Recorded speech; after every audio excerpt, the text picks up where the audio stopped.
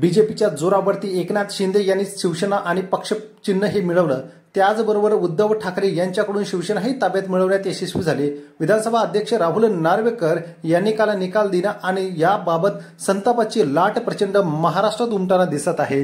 जनतेला आणि सगळ्यांना माहित आहे शिवसेना आणि ठाकरे घराणं यांचं एक अतूट नातं आहे। शिवसेना ही दुसरी कोणाचीच होऊ शकत नाही। मात्र सत्तेच्या जोरावरती एकनाथ शिंदे यांनी शिवसेना ही ताब्यात मिळवल्याचा आरोप सर्वसामान्य लोक करतायत।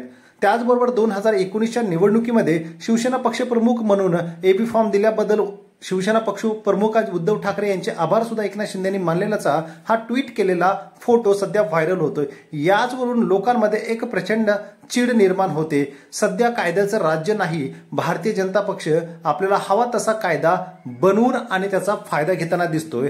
2018ची जी शिवसेना प्रमुख पदच ग्राह्य धरलं नाही ती निवड कशी झाली होती। दस्तूरखुद्द एकनाथ शिंदे यांनी हात वर करून पक्षप्रमुख पदासाठी आपलं मतदान दिलं होतं। कशी निवड झाली होती ते बघा आणि सत्य काय ते जाणून घ्या। इथे जाहीर करतो की शिवसेना पक्षप्रमुख म्हणून एकच पद आहे आणि त्या पदासाठी एकच अर्ज आलेले आहेत आणि त्यानुसार माननीय श्री उद्धव बाळासाहेब ठाकरे हे शिवसेना पक्षप्रमुख म्हणून निवडून आले असे मी जाहीर करतो। या व्हिडिओने खरं खोटं समोर आणलेलं आहे। आपल्याला काय वाटतं कमेंट नक्की करा। शिवसेना कोणाची हे कळवा आणि चॅनलला सबस्क्राईब करा। धन्यवाद।